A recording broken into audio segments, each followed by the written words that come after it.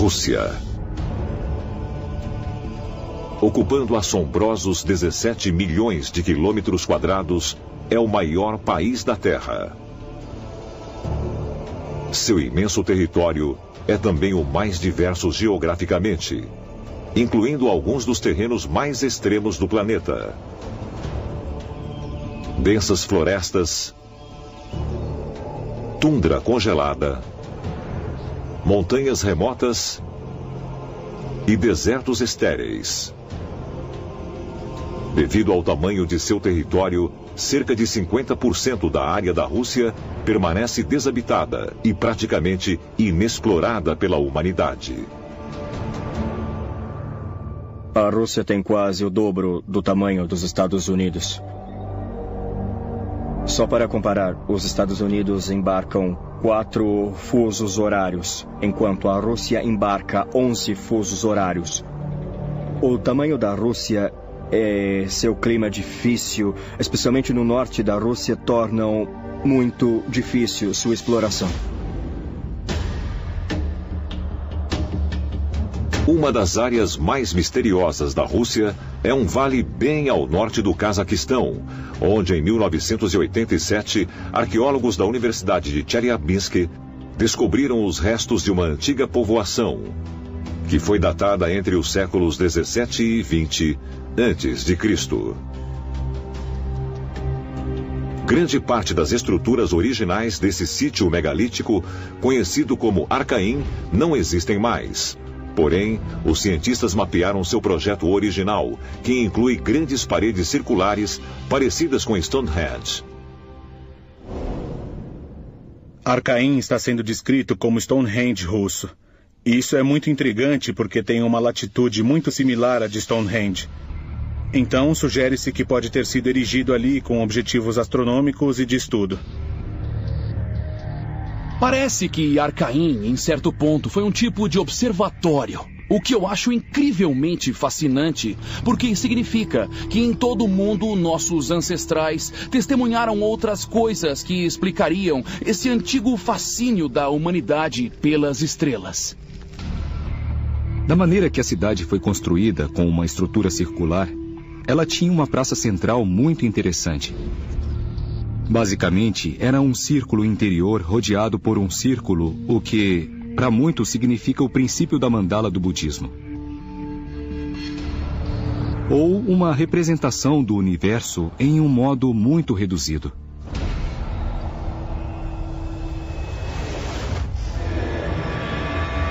Incrivelmente, os arqueólogos descobriram que Arcaim foi construído com características alinhadas para medir 18 eventos astronômicos, como solstícios e equinócios. Aumentando o mistério, existem relatos de anomalias estranhas na região que continuam até hoje. Elas incluem incoerências magnéticas, luzes estranhas e curiosas formações de neblina.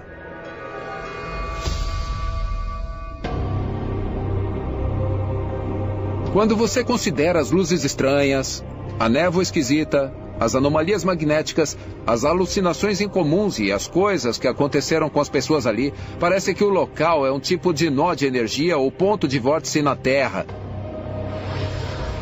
que era realmente utilizado pelos extraterrestres quando isso foi construído. Se você examinar bem a forma de Arcaim, isso poderia ter sido a plataforma de lançamento para uma nave ou um foguete.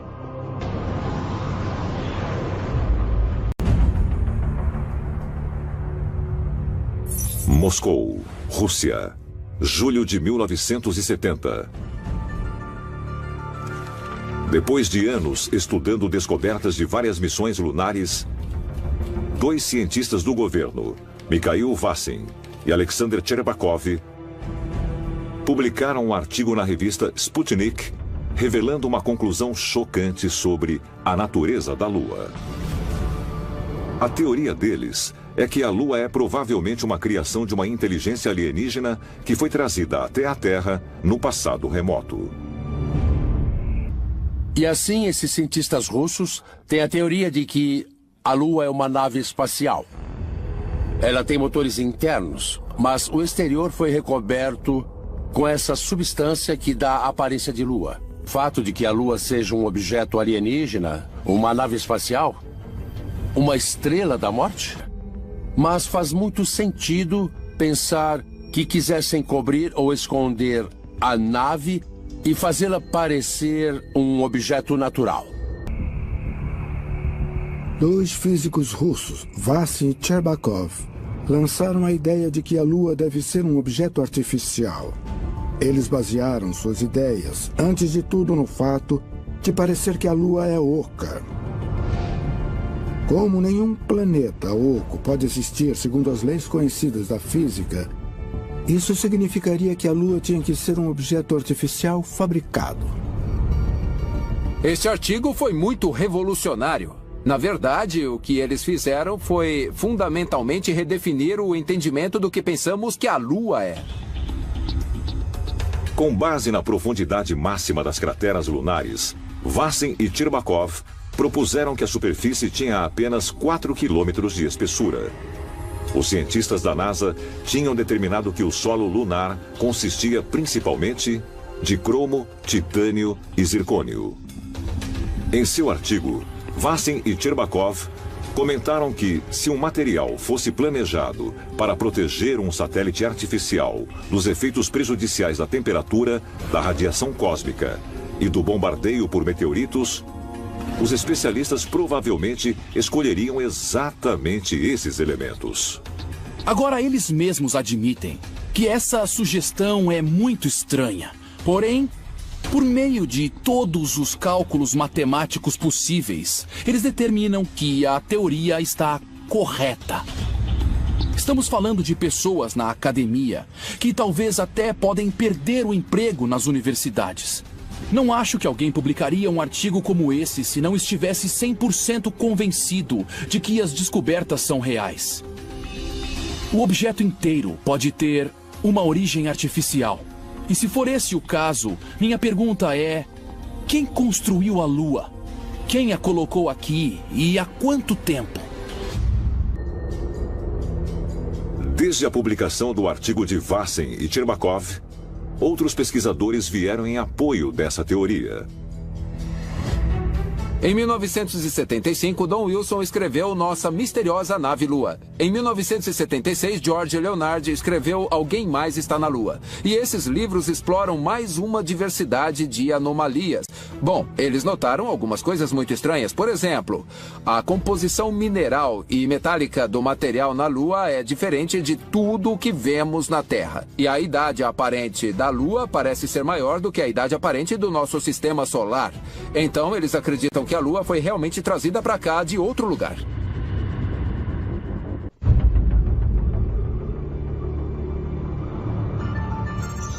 Moscou, 17 de maio de 1967. Em um edifício seguro do governo, é realizada uma reunião de cientistas que se dedicam a coletar pesquisas abrangentes sobre relatos de objetos voadores não identificados. É o primeiro grupo de estudo oficial soviético sobre OVNIs. E 10 meses depois, em 10 de novembro, o governo aprova que o porta-voz do grupo, o astrônomo Felix Ziegel, apresente os trabalhos na televisão soviética. Felix Ziegel pediu às pessoas que contassem seus avistamentos. Foi um desenvolvimento extraordinário. Anteriormente, quase nada havia se tornado público quanto o interesse oficial no assunto. E aí temos alguém na televisão falando abertamente sobre isso e convidando as pessoas a mandarem seus relatos. Bom, nem é preciso dizer que apareceram muitos avistamentos que foram relatados. Mas o projeto logo foi perturbado por controvérsia e discussões. Pouco depois da transmissão na TV, o governo obrigou o grupo a se dissolver, temendo que pudesse levar a relatos de testes militares soviéticos top secretos. Mas Ziegel ainda conseguiu coletar uma grande quantidade de dados, inclusive relatos de pilotos russos. Em 1968, ele publicou parte de suas descobertas em uma antologia intitulada Cosmos Habitado. Conheci Felix Ziegel em Moscou. Ele tinha coletado centenas de casos de OVNIs. Ele disse que esses objetos voadores foram vistos em toda a União Soviética. Alguns eram pequenos, outros grandes e esféricos. A tecnologia devia ser extraterrestre, porque atingiam velocidades incríveis às quais nenhum ser humano sobreviveria. Embora o governo soviético denunciasse publicamente a pesquisa de Felix Ziegel, eles não o impediram de continuar seu trabalho. E até revisaram suas descobertas. Mas por quê? Sugerem que o governo podia saber que havia mesmo uma presença alienígena nos céus. E usaram Ziegel e outros pesquisadores de OVNIs como um meio de monitorar secretamente essa atividade. Diversos registros que acabaram vindo ao público da Força Aérea Soviética e da KGB mostram que, especialmente nos anos 50, 60 e 70, eles tratavam o assunto OVNIs de uma maneira muito séria. Os cientistas soviéticos tinham de achar modos incríveis para partilhar seu conhecimento com os colegas do mundo ocidental. Então, essencialmente, escondiam as mensagens em códigos, em cartas, em diferentes tipos de correspondência. Por que alguém se arriscaria a ser preso por codificar mensagens para pessoas e cientistas fora da cortina de ferro se não estivesse convencido totalmente de que estava escrevendo a verdade? Durante a década de 1960 e parte de 1970, o interesse do governo soviético pelos OVNIs permaneceu não oficial. Mas isso mudou depois de 20 de setembro de 1977, quando muitos residentes de Petrozavodsk disseram ter visto um objeto brilhante flutuando nos céus por mais de 5 minutos, lançando raios de luz sobre a cidade. Uma foto tirada do objeto foi perdida, mas existe ainda uma cópia. Surpreendentemente, OVNIs similares foram reportados em toda a Rússia e na Europa Oriental em um período de 4 horas. Após o avistamento em massa, a União Soviética criou a Comissão de OVNIs da Academia Russa de Ciências. Em 1984, eles nomearam o Major-General Pavel Popovich, o 8º homem a ir ao espaço para coordenar essa equipe de pesquisa. Pavel Popovich revelou muitas informações sobre OVNIs e conseguiu obter os arquivos da KGB sobre OVNIs, 124 páginas, em 1992. Ele disse que sabia da existência de 3 bases submarinas, em que os extraterrestres moravam e agiam. Esse é um homem que nós devemos ouvir. Ele teve 2 avistamentos de OVNIs. Um muito importante em 1978, quando estava voltando dos Estados Unidos para a Rússia. Pela janela, ele viu uma nave triangular, incrivelmente enorme, do tamanho de um campo de futebol. Ela se movia em uma velocidade muito boa, quer dizer, ela ultrapassou facilmente o avião comercial em que ele estava. Ele não foi o único no avião a ver isso. Aliás, ele conversou com muitas outras pessoas, professores universitários, que voltavam de uma conferência, muitos dos quais viram isso. Será que o Major-General Pavel Popovich realmente testemunhou em primeira mão uma nave espacial extraterrestre? Será que ele também encontrou evidências das bases alienígenas submarinas nos arquivos secretos da KGB?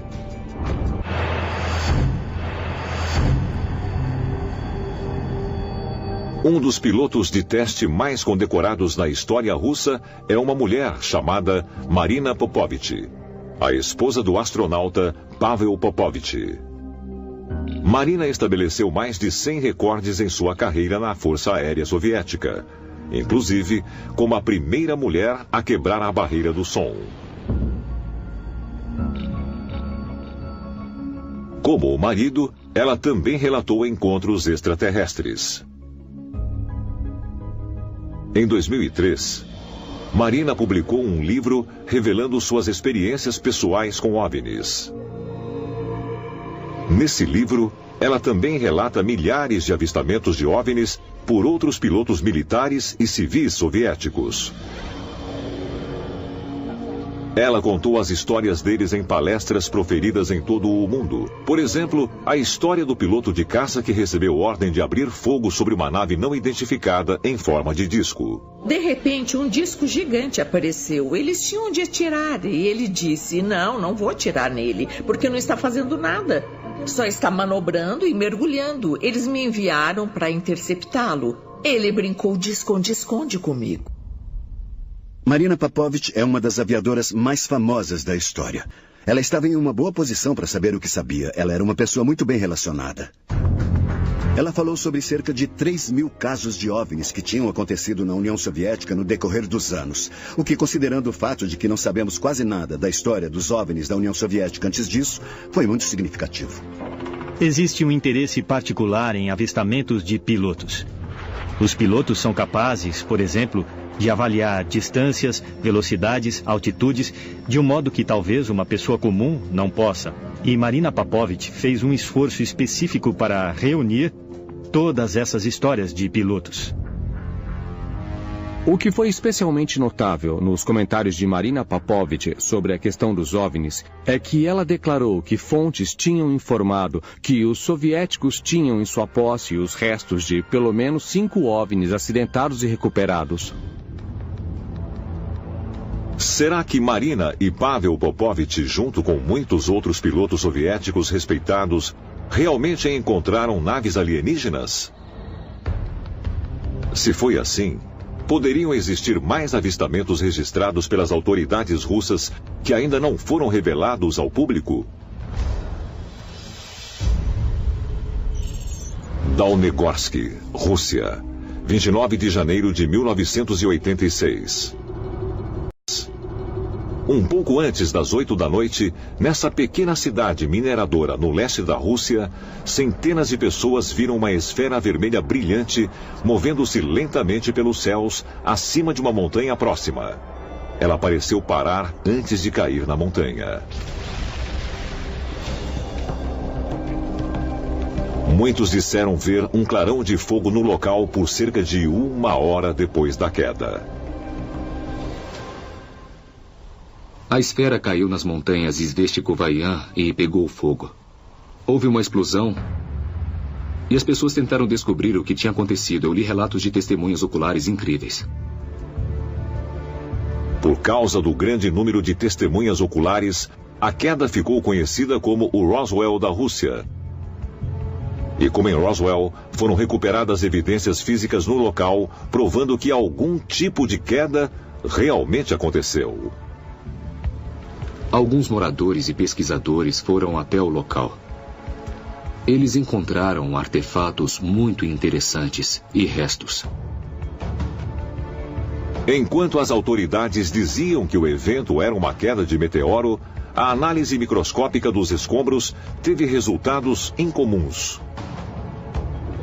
As amostras continham um sistema complexo de fibras metálicas entrelaçadas. E a estrutura atômica do metal parecia mudar quando exposta ao calor. Quando eles derreteram o metal e fizeram uma análise de espectro, o ouro, a prata e outros metais tinham sumido. Em vez deles, tinha titânio e molibdênio ali. Então, você tem aqui alguns metais que aparentemente se transformam em outros metais. E isso é muito, muito incomum. Acho que é parte de algum tipo de máquina. Uma máquina de nanotecnologia, mas não foi feita aqui na Terra. Isso depois foi estudado em várias instituições científicas soviéticas. E algumas delas disseram que uma tecnologia como essa não existe hoje na Terra. Depois da queda em Dalnegorsky, houve diversos avistamentos exatamente na mesma área. Algumas pessoas até viram um objeto aparentemente pousar na encosta em que a primeira queda aconteceu. Será que Arcaim realmente foi o local de uma visita extraterrestre milhares de anos atrás?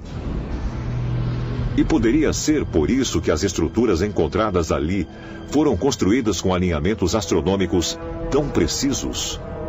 E sugerem que existem evidências físicas dessa visita perto dos Montes Urais.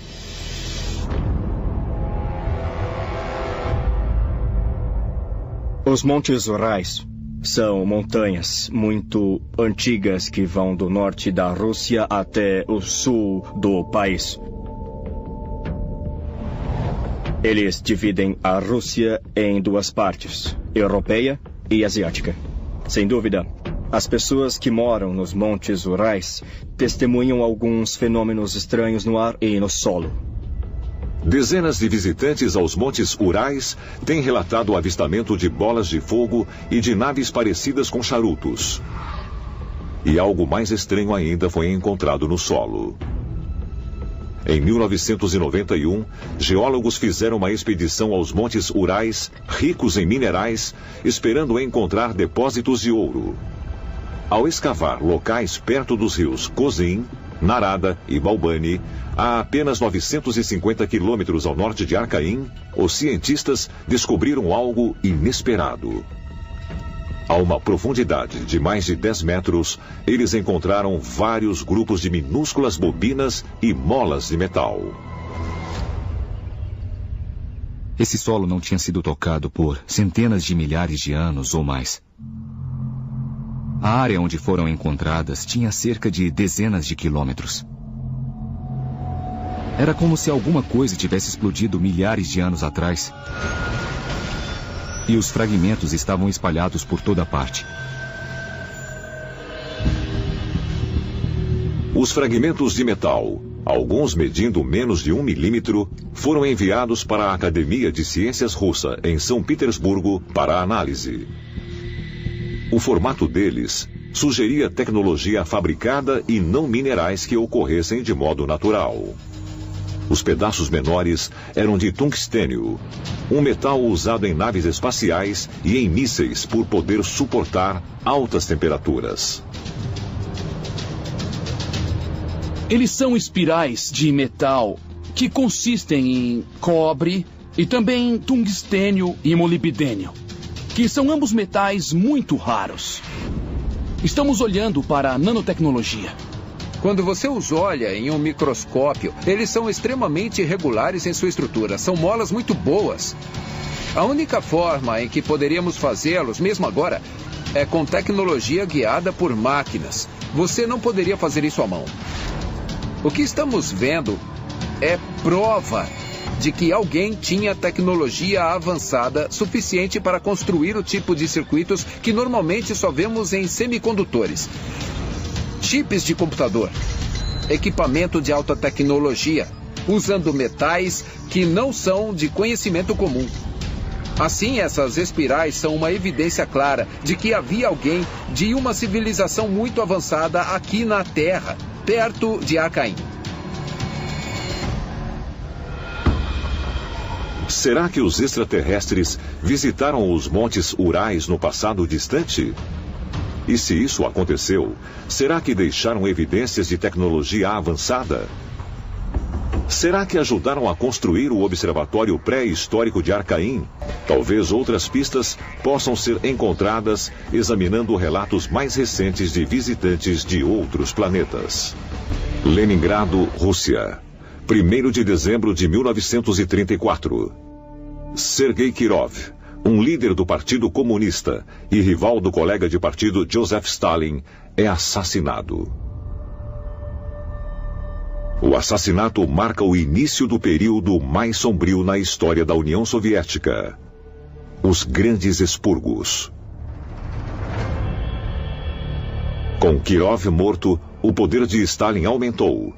E ele iniciou uma ampla campanha de perseguição política implacável para acabar com os opositores e consolidar sua autoridade absoluta. Entre os milhões que foram presos e interrogados durante esse período estava o respeitado cientista e filósofo russo Dr. Heinrich Ludwig. Um ser humano incrível. Ele foi uma pessoa que podia falar 20 idiomas antigos e modernos. Ele tinha um conhecimento enciclopédico incrível. O Dr. Ludwig foi acusado de ser espião para o Vaticano e passou décadas em um dos brutais campos de trabalho de Stalin. Mas em 2011, 38 anos depois de sua morte, um artigo no jornal russo Savershchena Sekretna, ou Top Secreto, revelou o verdadeiro propósito do trabalho de Ludwig no Vaticano e, possivelmente, a causa de sua prisão.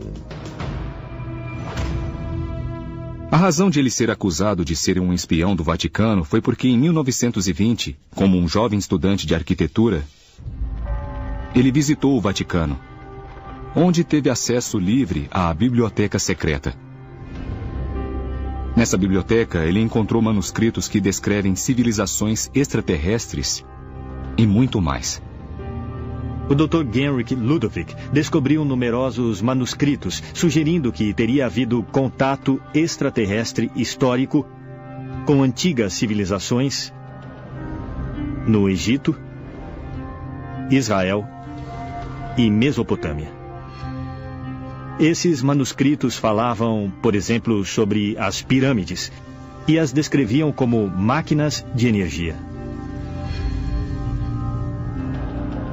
Quando voltou para a União Soviética, ele foi tratado muito mal. Mas, de fato, ele talvez tenha sido o maior de todos os primeiros pesquisadores de todo o conceito de alienígenas do passado que vieram à Terra. Será que o Dr. Ludwig realmente descobriu manuscritos antigos dentro do Vaticano que descreviam extraterrestres visitando a Terra? Será que o governo russo o acusou de espionagem na tentativa de suprimir suas descobertas polêmicas? Quando Vladimir Lenin tomou o poder em 1917, ele estabeleceu o primeiro Estado que tentou eliminar a religião. O regime comunista também suprimiu ativamente uma filosofia que tinha se difundido na Rússia no início do século XX: o cosmismo. Existe uma tradição russa iniciada no final do século XIX chamada cosmismo. Os cosmistas começaram com um filósofo, um homem chamado Nikolai Fyodorov, nos anos de 1870 e 80, que inspirou o pai dos foguetes soviéticos, o homem que projetou os foguetes que levaram o primeiro homem ao espaço. E eles acreditavam que a civilização humana tinha realmente se originado no espaço exterior. E que o nosso destino como seres humanos era voltar ao espaço, que devíamos voltar ao berço da civilização. Então essa ideia estava gravada na cultura russa. Tanto Lenin quanto seu sucessor, Joseph Stalin, agiram para que o cosmismo e as origens alienígenas da humanidade fossem silenciados. Mas essas ideias surgiriam de novo em 1961, quando a União Soviética colocou o cosmonauta Yuri Gagarin em órbita e venceu os Estados Unidos na corrida para enviar o primeiro homem ao espaço. Muitos russos viram essa conquista como a realização do destino do homem para retornar às estrelas. Com o sucesso do programa espacial soviético, o Sputnik em 1957, o primeiro homem no espaço, isso teve como consequência o surgimento de um novo interesse em investigar as origens alienígenas das civilizações humanas. Depois da morte de Joseph Stalin, muitos dos indivíduos que estavam explorando a ideia dos antigos contatos com alienígenas puderam finalmente expressar suas opiniões publicamente. Em 1961, o físico e matemático russo Matej Agrest publicou um estudo controverso que afirmava que os extraterrestres tinham visitado as antigas civilizações da Terra. Teorias similares também foram apresentadas pelo escritor Alexander Kazantsev, e pelo astrônomo Iosif Shklovsky. Embora esses pesquisadores não tenham sofrido a mesma perseguição de que foram alvos seus predecessores, eles afirmam que o governo soviético agiu para suprimir suas teorias. A ideia de que havia astrônomos soviéticos que estavam estudando seriamente esses tópicos e teorias me leva a pensar que eles tinham encontrado algo. E agora nós podemos acessar informações que por muitos anos ficaram sob censura. Será possível que a verdade sobre os contatos extraterrestres estivesse oculta por trás da cortina de ferro da antiga União Soviética? Talvez mais pistas possam ser encontradas com o exame de um local misterioso que pode conter provas de uma antiga visita extraterrestre.